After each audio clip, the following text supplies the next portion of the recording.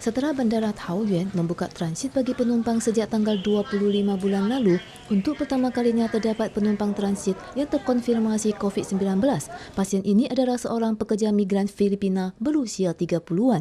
Dia berangkat dari Manila pada 3 Juli dengan EVA Air ke Bandara Taoyuan dan kemudian beralih ke Hong Kong. Sehari sesudahnya, dia dinyatakan positif. Waktu dia transit di Bandara Taoyuan hanya 1 jam 36 menit. 他的感染的时间点应该在4天前。 平均大概是4天前，绝对不是在台湾转机的时候被感染，所以这个问题应该是在更前面。如果他是从菲律宾飞过来的话呢，那比较有可能的地点是在菲律宾。CCC menyatakan tidak ada warga Taiwan yang duduk 2 baris ke depan dan belakang pasien di pesawat dan waktu transit di Taiwan juga pendek sehingga berasumsi bahwa pasien terinfeksi di Filipina. Saat ini jumlah transit di Bandara Taoyuan tidak banyak dan semua staf darat melakukan tindakan pencegahan sepenuhnya, maka tidak perlu karantina di rumah. Menurut statistik Bandara Taoyuan, jumlah penumpang yang transit setiap harinya sekitar 300 orang. CCC menegaskan bahwa batas waktu transit saat ini adalah di bawah 8 jam. Penumpang yang transit mempunyai jalur tersendiri. Pengawasan penuh dilakukan jika mereka memiliki kebutuhan makan dan belanja. Pemerintah Inggris mengumumkan mulai 10 Juli masuknya turis dari negara-negara berisiko rendah tidak perlu isolasi selama 14 hari. Taiwan termasuk dalam daftar 59 negara gelombang pertama. Selain itu, Menteri Chen Shizhong juga mengkonfirmasikan adanya kemungkinan pembukaan timbal balik antara Taiwan dan Vietnam. Tetapi karena ketatnya kontrol perbatasan Vietnam, saat ini larangan masuk warga Vietnam akan dicabut terlebih dahulu. Perbatasan akan dibuka bertahap sesuai dengan keadaan. Atas keterbukaan Inggris dan Vietnam terhadap Taiwan, Chen Shizhong mengatakan bahwa keberhasilan Taiwan telah dinilai secara ilmiah. Namun, beliau juga menyarankan masyarakat tidak berkepentingan untuk tidak keluar negeri. Selain itu juga terus menerapkan kehidupan normal baru dengan rajin cuci tangan dan pakai masker di tempat ramai. Taman Museum Kereta Api Nasional resmi dibuka pada tanggal 6.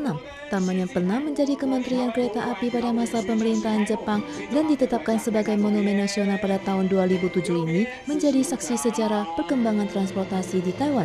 Dalam pidatonya, Presiden Tsai menyebutkan bahwa ini adalah aset budaya penting yang patut dikunjungi. Pemesanan kupon revitalisasi Triple Yuan Eksekutif yang dimulai sejak 1 Juli, menurut statistik Kementerian Ekonomi hingga pukul 11 pagi tanggal 6, pemesanan kupon kertas telah mencapai 5,28 juta dan pemesanan secara digital 1,23 juta. Dan kantor pos juga akan dibuka untuk pengambilan kupon mulai 15 Juli.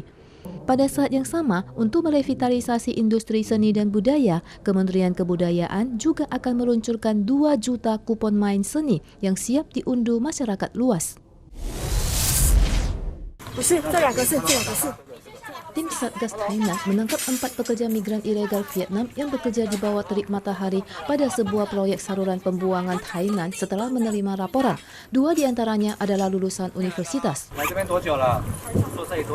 Ahui adalah siswa lulusan Universitas Vietnam. Meskipun mengecap pendidikan tinggi, dia meninggalkan kampung halamannya dan bekerja di pabrik Taiwan dengan gaji $20.000 Taiwan per bulan demi memberikan kehidupan yang lebih baik kepada keluarganya. Setelah 2 tahun, dia kabur dari majikannya untuk mendapatkan gaji yang lebih tinggi. Semua pekerja yang tertangkap akan dideportasi. 其中有2位是在越南高学历大学毕业的来到台湾工作。他们来到台湾都抱着一个要来这里赚钱的一个憧憬。 Pekerja migran bekerja di lapisan bawah masyarakat untuk mengisi kesenjangan angkatan kerja di Taiwan. Mereka sering berada dalam pekerjaan 3D yang berbahaya, kotor, dan lingkungan kerja yang sulit. Sebagian orang terikat oleh kontrak dan eksploitasi upah. 他们来台湾的这个所谓的中介费用是非常的高昂，他们是透过抵押自己的农地或者是贷款的方式，可能第1年、第2年，他们都背负着这个很大的贷款压力。 Jika mereka tidak mampu bertahan, kabur dari majikan dan menjadi pekerja gelap, keadaan mereka akan bertambah buruk. Pekerja sosial berharap pemerintah dapat mengatasi masalah kekurangan pekerja dan menetapkan standar tenaga kerja agar mereka mendapatkan perlakuan yang sesuai.